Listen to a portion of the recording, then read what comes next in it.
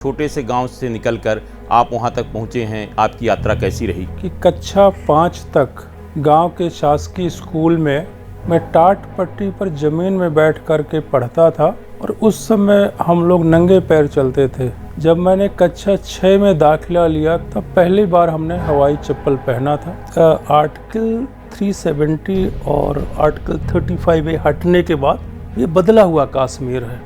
गरीबी देखी है, लाचारी देखी है गांव की, तो मेरे अंदर संवेदनशीलता बहुत गहराई तक जमी हुई है।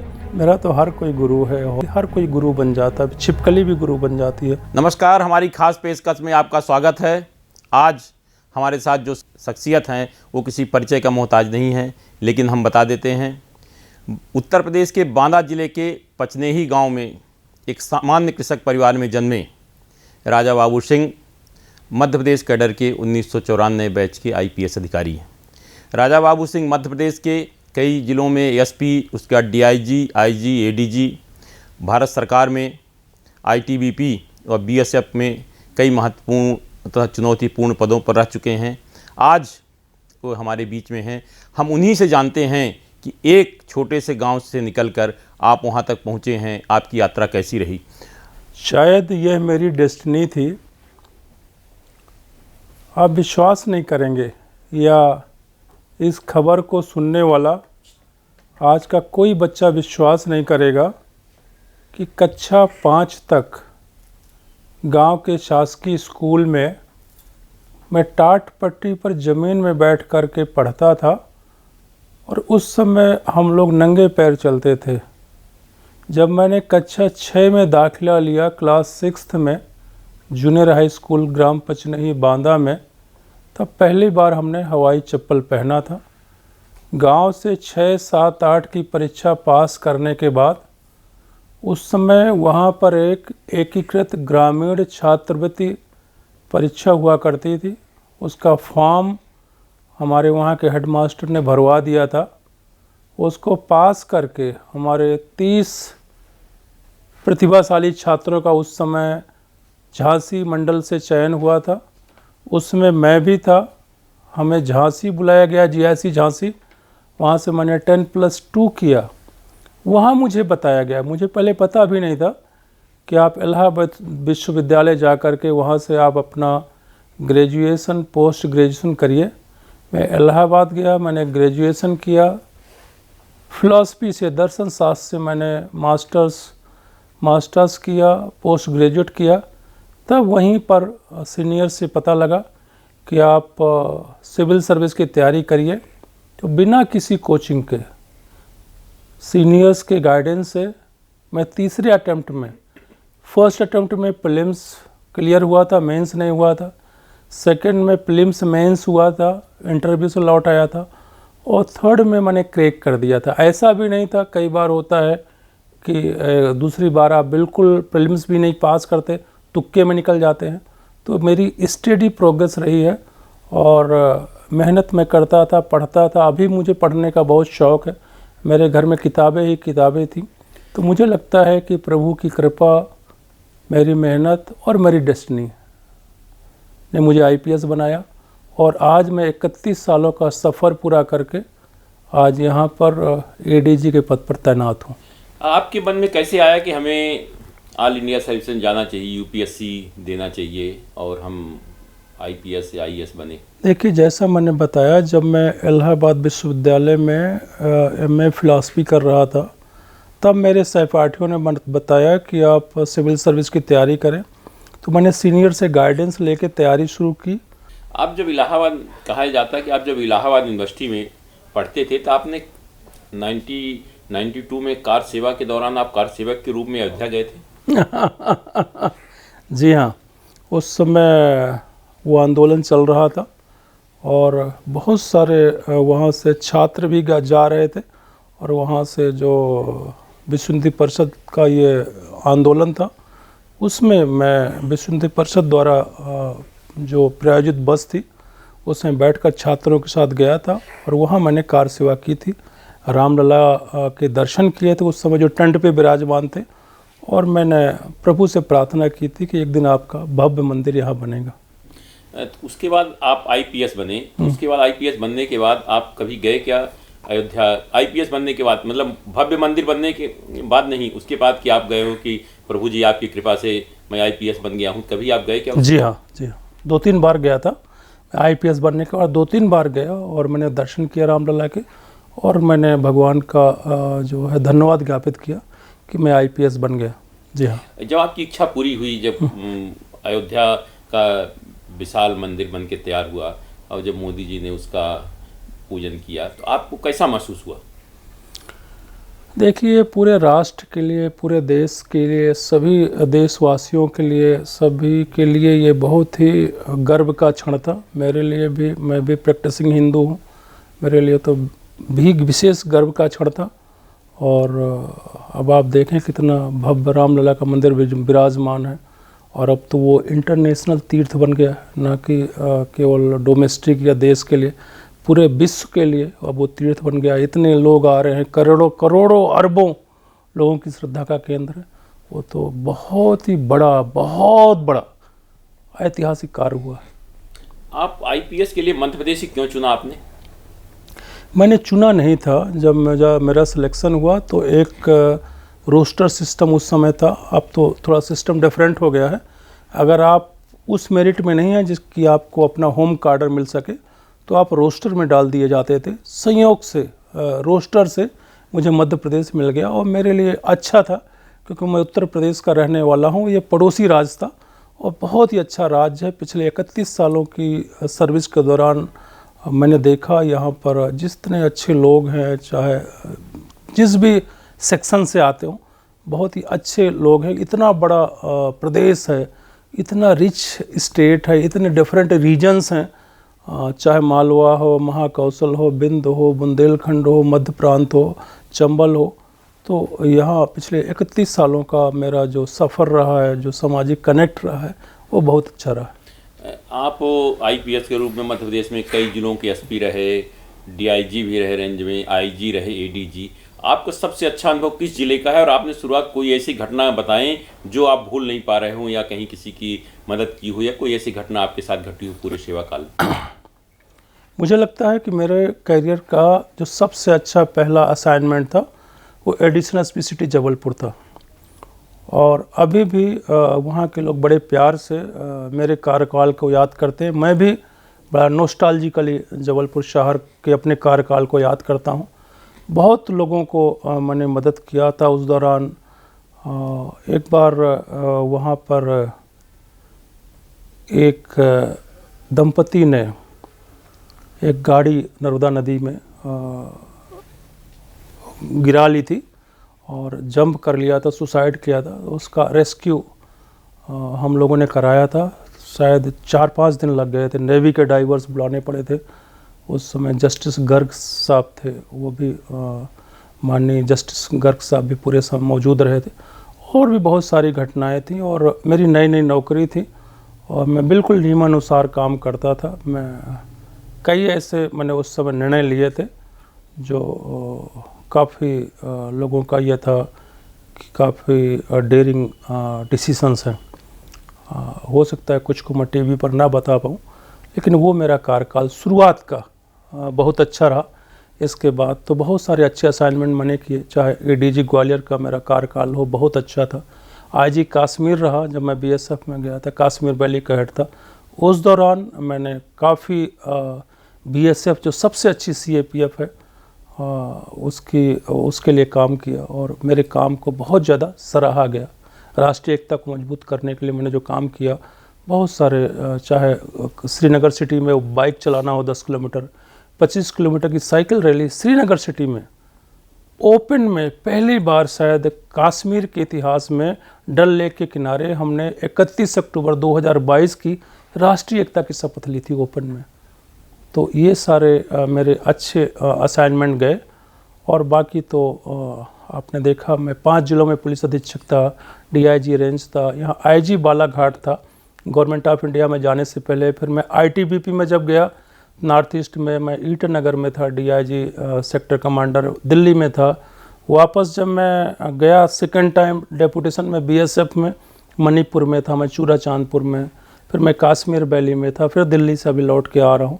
तो अच्छे सारे अच्छे असाइनमेंट्स थे, लेकिन ये मैंने जो बताया शुरुआत के मेरे जब कार्यकाल था तो जबलपुर एडिशनल एसपी सिटी का कार्यकाल, एसपी छिंदवाड़ा काफ़ी अच्छा गया था, एसपी भिंड अच्छा गया था, और सबसे अच्छा मेरा आईजी कश्मीर जो बीएसएफ में थे और एडीजी ग्वालियर का कार्यकाल रहा है। नहीं, आप आईजी जब कश्मीर वैली में थे तो आपने जब इस तरह की यात्रा निकाली, लग रहा था बहुत डिस्टर्ब है, तो क्या आपको डर नहीं लगा कि कुछ भी घटना हो सकती इस तरह की उसको लेकर? देखिए, आर्टिकल 370 और आर्टिकल 35A हटने के बाद ये बदला हुआ कश्मीर है और ये बहुत डिफरेंट कश्मीर है। अब कश्मीर विकास की राह पे चल रहा है, युवा भी वहाँ के समझ गए हैं कि हिंसा का रास्ता छोड़ करके मेन मुख्य धारा में आना है। पिछले आई थिंक 2019 में ये हटाया गया था, 5 अगस्त 2019 को। इसके बाद से पिछले 6 सालों में बहुत विकास हुआ है, और मेरा जो पीरियड था उस समय का जब 21-22 में मैं आईजी कश्मीर था, तो वो बेसिकली फेथ बिल्डिंग मेजर्स थी। ये दिखाने के लिए था कि परिस्थितियाँ बहुत सामान्य हैं, और मुझे तो कोई वहाँ पे डर नहीं था, कोई चिंता नहीं थी, और बड़े निडरता के साथ हमारी इतनी अच्छी टीम थी कि हमने सबसे पहले पूरे श्रीनगर सिटी की गलियों से 10 किलोमीटर की बाइक रैली निकाली। मैंने जब उस समय माननीय प्रधानमंत्री जी का आह्वान था कि आपको तिरंगा रैली निकालना, उस कार्यक्रम के तहत 10 किलोमीटर की बाइक रैली थी। फिर एक बार हमने 25 किलोमीटर की साइकिल रैली निकाली, जिसमें 75 साइकिलिस्ट के दल को मैं लीड कर रहा था, एज आईजी पूरा यूनिफॉर्म पहन करके। और मैंने अपने हेडक्वार्टर हुमा कैंपस से डल लेक के आगे एक पार्क था, मैंने स्वयं 25 किलोमीटर साइकिल चलाई थी, एज आईजी। कल्पना करिए, 75 लोगों के दल को मैं लीड कर रहा था। फिर हमने एक बार वॉकाथॉन किया डल लेक के किनारे, उसमें एलजी साहब आदरणीय जो मनीष सिन्हा सर हैं वो हमको लीड किए, वो आगे चल रहे थे। फिर हमने वहाँ पे ये ने बताया कि राष्ट्रीय एकता दिवस 2022 की हमने शपथ खुले में डल लेक के किनारे लिए। तो वो सारे हमारे फेथ बिल्डिंग मेजर्स थे। एक मैसेज देना था पूरे नेशन को, पूरे विश्व को, कि आर्टिकल 370 हटने के बाद कश्मीर में कितना बदलाव आया है, कितनी शांति आई, कितना विकास आया है, और अब यहाँ कहीं कोई समस्या नहीं है। तो मेरा जो कार्यकाल था, मेरे उस समय के जो काम थे वो फेथ बिल्डिंग मेजर्स थे, और एक नॉर्मलसी का मैसेज देने के लिए वो सारे कार्य थे। एक तरफ वो राजा बाबू सिंह जो कि बीएसएफ में कमांड कर रहे थे, जो आतंकियों के से लोहा लेने के लिए तैयार रहते थे हमेशा, दूसरी तरफ एक दूसरे राजा बाबू सिंह थे जब एडीजी ग्वालियर थे आप। इस दौरान आपने गीता भी बांटा, लोगों को वृक्ष लगाने, हर थानों में वृक्षारोपण कराया, हरियाली अब धीरे धीरे बढ़ रही। आखिर आपका ध्यान कैसे भटका, दोनों को आप कैसे किस तरह से मैनेज कर पाते? लेकिन ना तो ध्यान भटका है और ना इनमें कहीं कोई विरोधाभास।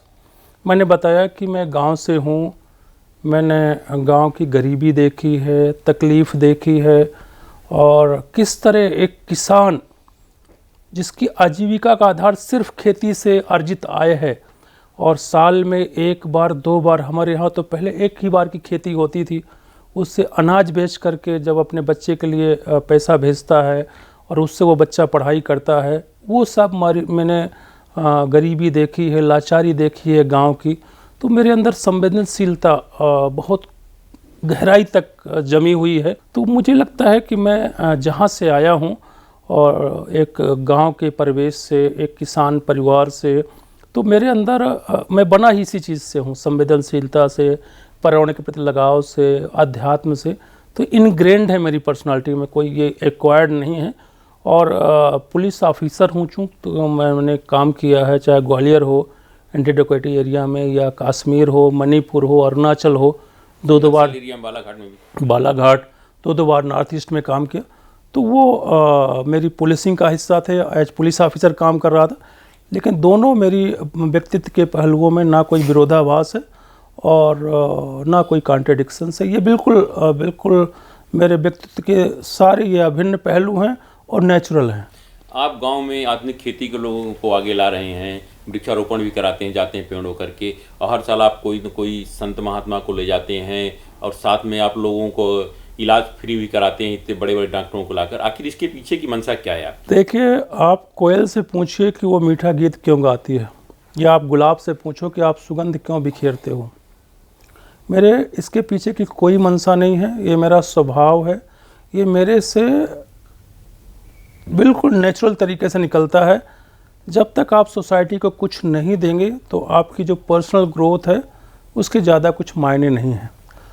तो शुरू से मैं दूसरों का उपकार करना, एक कंपैशन का फीलिंग मेरे अंदर रहा है।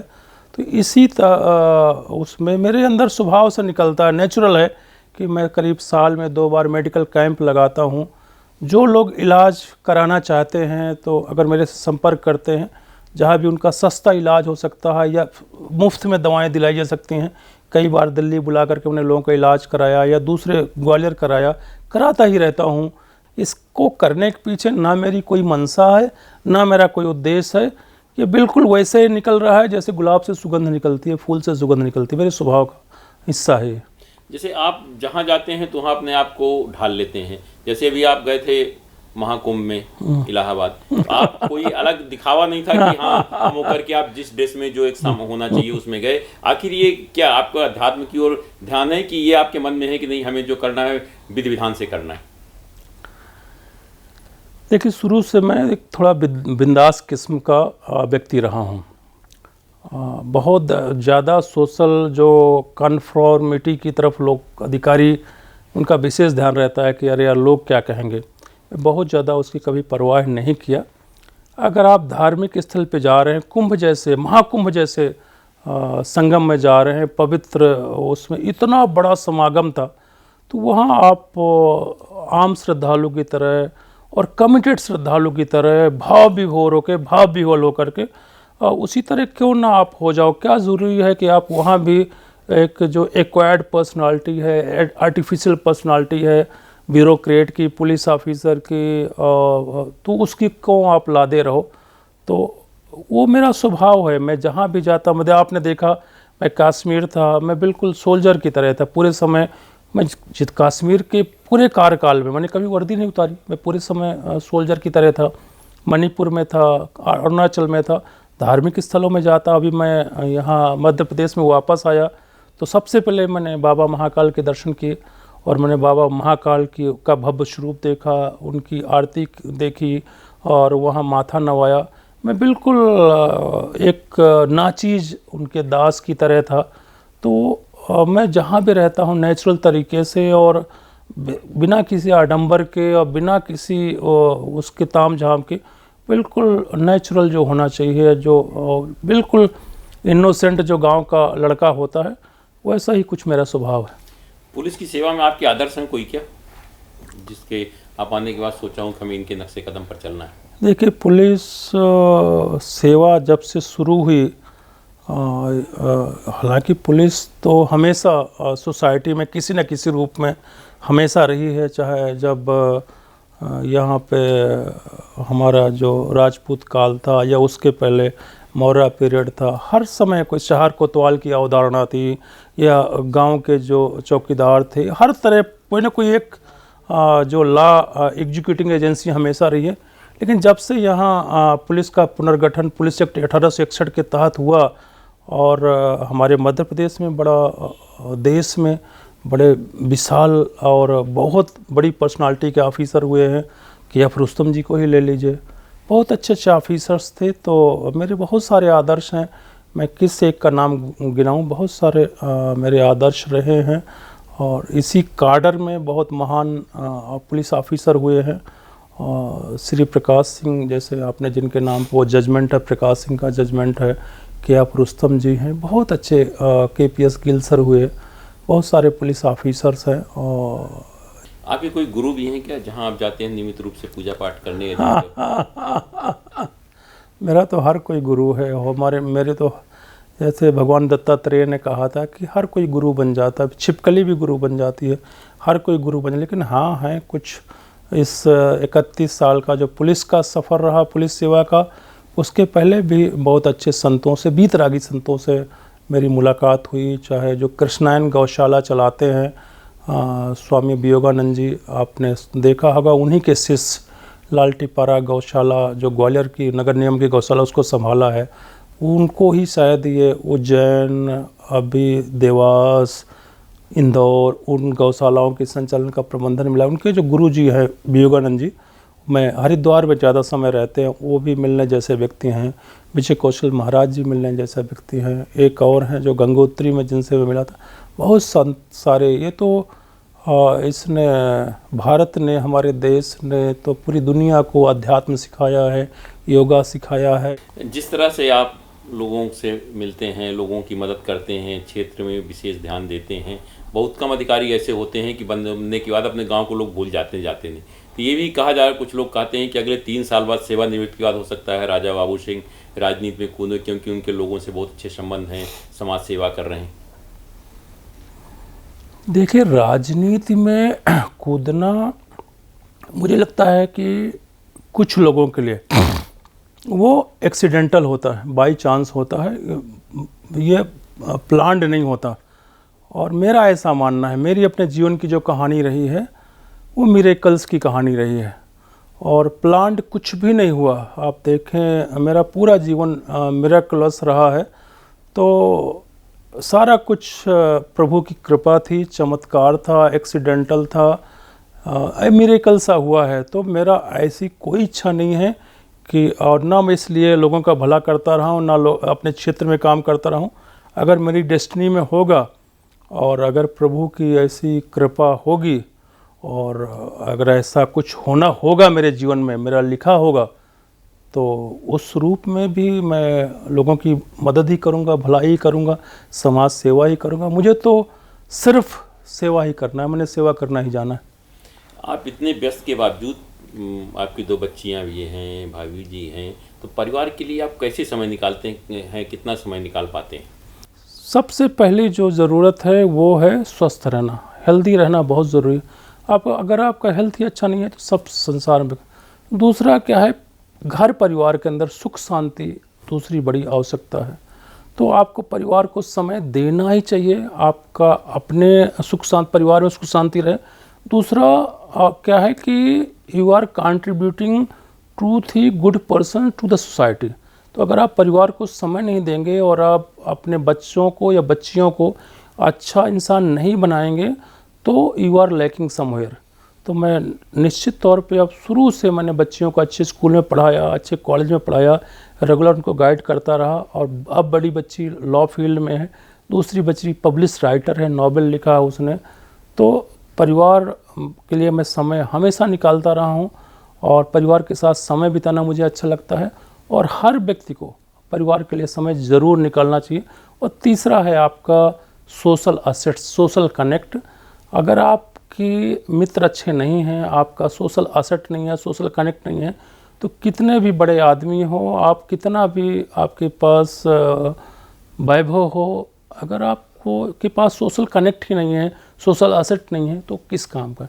तो मेरे हिसाब से प्रायोरिटी में आपको देखना चाहिए, नंबर 1 पे हेल्थ आता है, नंबर 2 पे आपका परिवार के सुख शांति रहे, परिवार आपका अच्छा रहे, बच्चे अच्छे रहें, और तीसरा है कि आपके पास सोशल असेट हो, सोशल कनेक्ट हो, मित्रों की एक बड़ी लंबी चौड़ी संख्या हो जिसकी आप मदद करें और जो सुख दुख में आपके काम आए। आप घूमने फिरने की शौकीन है, सबसे अच्छी जगह घूमने की देश विदेश में आप कौन सी है जहाँ आप गए? मैं तो बहुत जगह गया हूँ, लेकिन अपना जो देश है, भारत देश, वो पूरा का पूरा महाद्वीप है। इतने रीजन्स हैं, चाहे आप किसी भी कोस्टल एरिया में चले जाइए, इतनी बड़ी कोस्ट लाइन है हमारे देश की, द्वारका से शुरू करके सुंदरबन तक इतनी लंबी कोस्ट लाइन है। अभी जब मैं बीएसएफ में था तब मैंने प्लान किया था, और शायद ये अगले साल कार्यक्रम होगा, ये महिला हमारी जो प्रहरी हैं बीएसएफ की, cycling along the coast from Dwarka to Sundarbans.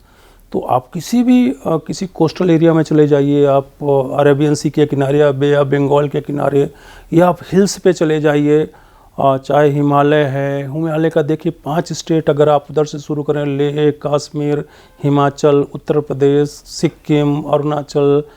मैं इसलिए गिना पा रहा हूँ कि मैं कई जगहों पे मैंने सर्व किया है। और मुझे तो सबसे खूबसूरत जो लगा, अभी अगर हाल का पूछे, कश्मीर में एक राजदान पास क्रॉस करके गुरेज वैली है, जहाँ फ्लोर पे बड़ी नैरो वैली है, कृष्ण गंगा रिवर बहती है, बहुत ही खूबसूरत गुरेज वैली है, सभी को वहाँ ज़रूर जाना चाहिए।